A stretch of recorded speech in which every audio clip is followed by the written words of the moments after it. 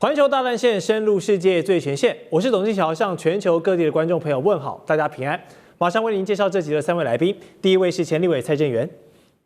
這個喬哥好，大家好。第二位國際情勢專家賴岳謙，主持人好，觀眾朋友大家好。還有陸軍退役少將李正傑，金喬好，各位觀眾大家好。好，歡迎3位專業的來賓加入我們今天的討論。那一開始我們的第一個國際話題呢，還是要來聚焦過完馬年依舊是非常火熱的美伊話題啊。然後現在美伊跟軍武的焦點呢，美國總統川普他持續在往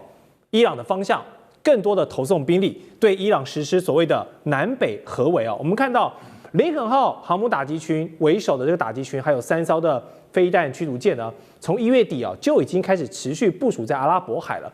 緊接着第2波的福特號航母呢，也正在從希臘然後往這個伊朗的方向去做一個集結。那不只是2艘航母之外在空中戰力方面也是熱鬧的宛如是春晚包括了什麼 F-35、F-22、F-15、F-16在內，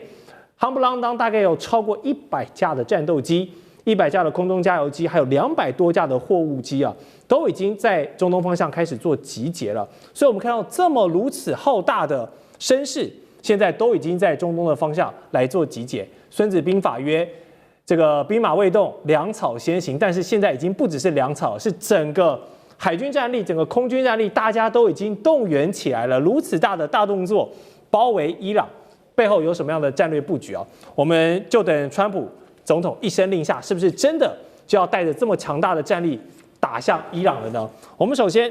來關心一下美國的起手式可能會怎麼打，還有這麼打的好處是什麼？我們先請李將軍幫觀眾朋友分析，好吧？首先我們要知道，任何一個作戰，首先你要考慮的是你的戰略目標是什麼。如果美國要對伊朗動手，我們很明顯看得出來，這個他的戰略目標大概不外有3個目標。第一個就是要伊朗要去除他的核設施；第二個要求他要縮減他的導彈的數量以及射程；第3個要他不能再支持他周邊地區的這種民兵武裝組織那當然最好是能夠徹底的推翻哈梅內伊的政權。那我們以這幾個戰略目標來看的話，以美軍現在部署的軍力，如果動手的話，達得到達不到我個人認為要達到的很難可能會陷於這個持久曠日費時的情形。因為雖然說它部署了大量的海空軍，對海軍來講有2艘航母戰鬥群，分別在地中海跟跟這個安曼灣外海這個地方可以形成南北夾擊。那空軍的數量也非常龐大，光戰機就有100多架，那勤務支援的飛機有200-300架可以說是龐大的海空支援力量。可是我們唯一沒有看到的是陸軍的力量，沒錯，陸軍力量。如果陸軍力量沒有，我覺得你要徹底的顛覆哈梅內伊的政權，光靠轟炸的手段可能很難達到這個目的。尤其是說這個，如果他想要採取馬杜羅的模式的方式，這個委內瑞拉馬杜羅雖然去捕捉，可能這個哈梅內伊現在也有因應的措施，譬如說，他可能可以有地方先期的洞穴的躲藏或者是分散的部署，或者是情報的遮蔽跟保護，這是第一個。所以我認為說是美國要動手來講的話，可能不是如他所望的，光靠海空軍就能夠顛覆得了哈梅內伊的政權。第二個，當然有人的說法是說，可能會不會先小打再大打我覺得這是不可能的事情。可有人會說，我先小打，看可不可以用武力折服這個伊朗。這句話是誰講的呢？我覺得是川普所講的。他前2天講了一句話，他這個很納悶為什麼集結了這麼龐大的兵力，然後伊朗還沒有要投降？這很明顯，他就想要借着兵力折服這個伊朗投降。但是伊朗看得出來，如果到現在這個樣子，沒有要這個示弱的話，可能後續你除非真打，不然的話他是很難示弱的。那先小打再大打，我覺得是根本就不可能的，因為任何一個作戰講究的是事顯截短。一定是這個很短的時間之內，然後集結大批的兵力，用獅子搏兔的力量，一舉這樣徹底的這種，不管是心理上面的防禦，或者是軍事上面的力量，徹底的將它擊毀。如果你一擊沒辦法擊中的話，第2次、第3次，那當然這個日久之後就容易生變所以說《孫子兵法》有講一句話：未獨巧之久矣。你雖然說很巧妙，但是你拖很久，對你是不利的。所以我認為這一次這個美國對伊朗來講，但是有一個變數是美國總統川普在前2天他因為關稅的事情被這個大法官打臉，對，6-3的比數嘛。那大法官說他關稅這一部分來講是違反這個憲法的規定，沒錯，違憲。那你要知道，以川普的個性，他會不會說這個為了扳回在國內的顏面哈，這個冒險的用兵哈，這個就是我就是要挽回一個顏面啊，可能他在國內裡面是挽救他在國內。因為這次關稅被大法官打臉，這個聲望的低落，趁着一次的這種軍事行動挽回這個顏面，這個是不可預期的變數了。當然，可是我是認為說，就算是你川普這樣做的話，也犯了很大一個錯誤。我們《孫子兵法》也有講一句話，叫做這個將不可怒而用兵哈。這個你如果說因為你個人的情緒，你貿然用兵的話，這絕對是兵家大忌。當然，後續我們有在觀察，26號這個雙方來講還會在日內瓦再做最後一輪的談判。對，那這次談判，那這個伊朗願不願意在這方面做一些退讓，來換取和平？或者是說，美國川普會不會這個實施一次所謂導彈的攻擊，戰斧型巡弋導彈或幹嘛？利用打完一次，你知道川普他的贏學就這樣，所以他不見得要獲得最後的戰略目標，但是他只要有一次的攻擊或轟炸之後，他就可以宣說，他打贏了，打了勝仗，然後就這個後續來講就可以有一個台階可以下來。但是用這種方式，我覺得如果沒有達到你戰略上的目標，你只是一次軍事的行動，只是突然的浪費這個兵力而已，然後達不到任何的效果，那可能結果，我認為說最後的結果會不會跟去年6月份一樣？去年6月份那是美國跟以色列的戰爭，雖然說這個伊朗跟以色列的戰爭，雖然說美國後來有加入所謂5月之錘的行動，可是我們看到總共12天，雙方就互相收兵了，鳴金收兵，互相收場，代表說這場仗打不下去。那這一次的行動會不會重蹈去年的情形？然後打了一場仗之後，然後雙方就開始收兵，互相給個台階，就大家就下來了。我覺得極可能的發展是比照去年6月份那種模式。好，謝謝酈將軍的分析哦，確實啊，川普總統的很多動作，包含伊朗的回應呢，真的是可以靠《孫子兵法》裡面很多的這個兵法講解哦，來套用到這個環境裡面。不過就在美國的航母調動之際呢，我們卻觀察到了鬧出了一個笑話破口，是什麼破口呢？竟然出現在了福特號航母的廁所上。因為根據美國這個公共廣播電視台的報道哦，說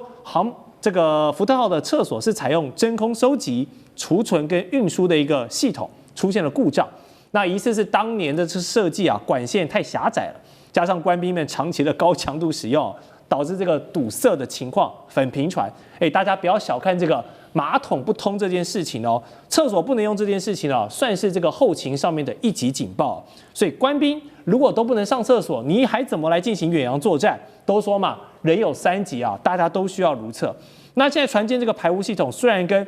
大家看到火力這種掛鈎的飛彈大炮好像沒有直接的關係，但是從側面反映出了美國的後勤啊、戰備啊鬧了一個大烏龍啊。雖然聽起來有點搞笑，但是委員，你認為這個 toilet 的問題是不是可大可小？真的是很搞笑的問題啊！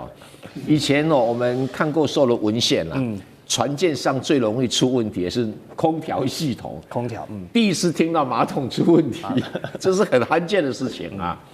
那我們就要去追查它發生什麼原因哈。因為在傳統的航空母艦的這些馬桶系統的設計哈，它是分區設計的，它是一個區塊一個區塊的各自獨立的馬桶系統的。但因為福特號在設計的時候，覺得它更進步一點。對，因為分區設計的馬桶系統有什麼問題呢？第一個，它設備重疊度很高。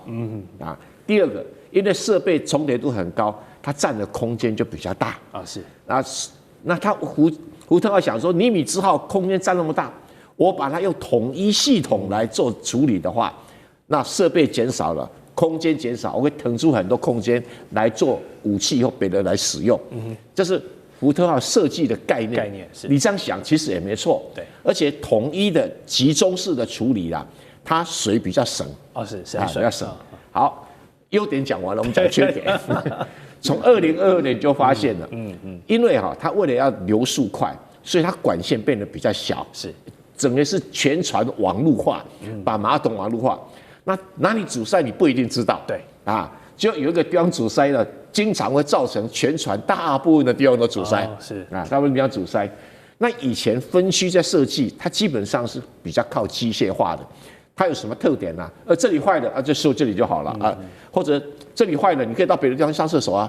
就現在是整船同一個系統，壞的話大家都沒得上廁所，所以這個是有個搞笑。一個好的設計哲學，再加上它有一個航空母艦，它忘了一個特性。航空母艦雖然艦上有4-5千人，但是大部分來自不同的單位，对啊，有的來自於炮兵單位，有來自飛彈單位，有來自還這個什麼飛行員單位啊，這個還有各式各樣的什麼參謀單位，因為在各單位每個人的生活習性都不一樣，那生活習性不一樣哈，經常造成他們對廁所的需要事實上是不同啊，很少人以為人類對廁所的需要是一樣，其實大部分都不同，沒錯，那。這種情形反而造成了這個他們這各種這個排泄物啊、盥洗啊等等啊都有很大的差異哦啊，有人頭髮掉的比較多，頭髮掉的比較少，所以形成的問題就變得很複雜。這個在美國海軍哈，他們這個馬桶是變成一門科學在做研究的，因為他要講求環保，要講求省水哈，他又不能用海水的水來沖這些東西，所以因為海水會鹼性化，會更問題更多。那結果就所有的問題哈，在尼米茲號都不覺得是問題，然後好心設計完了以後，在福特號全部是問題，而且問題發生不是今天，是2022年就發覺了，那始終無法解決，始終無法解決。你說對福特號的戰力有沒有影響？你剛才講過，對什麼火控啊、戰鬥機起降啊，沒有影響。對，可是你要知道這個。你怎麼保證啊？這個福特號出勤啊，這1-2個禮拜就會結束？沒錯啊，人有對，它就不適合長期作戰，沒錯，這是問題啊。你要去撐個1個月還可以哈，但是你要撐個2-3個月就很慘了哈。所以這個問題就影響到士氣啊，影響到生活空間。如果說你上了福特號以後，發現連那個中央駕駛單位都有臭味滿天的話，你看這怎麼辦哈？所以，哎呀，我們只能覺得哈，美國人想求進步哈，但是在很多的細微的設計上面又出了問題。是啊，確實啊，這個要遠洋作戰，官兵們還是要有一個舒服的生活的一個環境哦，大家才有這個士氣。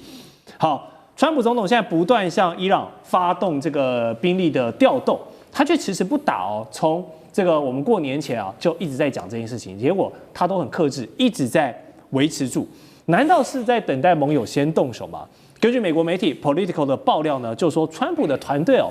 他們其實私下有在考慮一個政治的考量，就是讓以色列先去對伊朗發動攻擊，然後等到伊朗大規模的報復之後呢，是不是有點像去年的劇本？然後美國再以一個正義之師幫助盟友的角色跳出來，然後大打伊朗，然後維持一個區域安全的姿態哦，哇，這個劇本真是高啊，借刀殺人的感覺哈，還讓以色列做了炮灰。那另外呢，外界也一度傳出土耳其其實他也是虎視眈眈，一直在觀察，因為他們希望等美國對伊朗出手之後呢，土耳其剛才李將軍講的缺少陸軍的這一部分，土耳其他來補上，他派兵來佔領伊朗的部分領土。當然，土耳其有自己的小心思了，但隨後呢，這樣的說法就被土耳其的總統府給駁斥這樣的傳聞了。好，我們觀察到。美伊因為矛盾核武的矛盾而起，但是以色列、土耳其這些周邊地區的國家也都有各自的盤算跟想法。好，這背後一定是有很多的千絲萬縷的關係。但是我們請賴老師是不是可以用這個幫觀眾朋友深入淺出的方式來點評，為什麼美伊的東西其實可以擴張到其實土耳其跟以色列也都在裡面扮演重要的角色？先談土耳其好啊，土耳其的可能性最低，很明顯的是，美國故意放出這些訊號，要挑撥土耳其跟伊朗之間的關係。土耳其跟伊朗他們有競爭、有矛盾、有衝突，但是也有合作。為什麼這麼說呢？因為土耳其它是遜尼派的，這個伊朗它是什葉派的。是。那土耳其想要爭這個遜尼派的領導權的話，我們看到他們在敘利亞內部的內戰中。土耳其支持的是遜尼派的反抗軍，而伊朗支持的是什葉派當時的阿薩德的政權，所以彼此之間確實有過較量，有矛盾。然後在這個利比亞也是如此。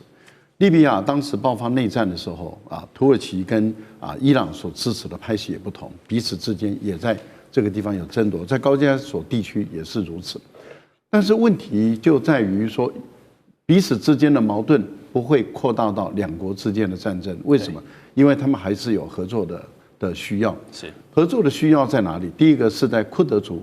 庫德族是伊朗跟以色列跟土耳其的共同的敵人，也是敘利亞跟伊拉克的共同敌人。庫德族人大概有5000多萬人，人數不少。可是他剛好一方面是在這個土耳其的南部的土地上，然後在伊朗的西北部的土地上，在伊拉克跟敘利亞的土地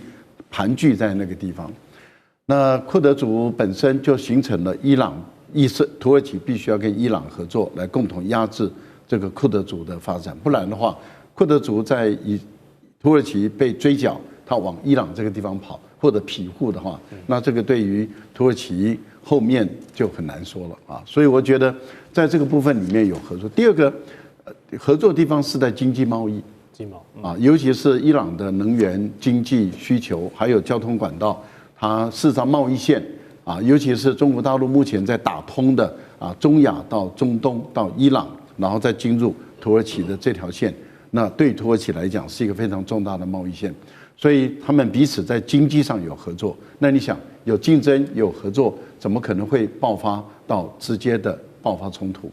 而且在戰爭一開始的時候，這就是說美國開始要對伊朗採取動作的時候，土耳其是第一個跳出來，而且它是北大西洋公約的美國的盟國，對，他跳出來反對美國對伊朗動手，這是第一個。第二個，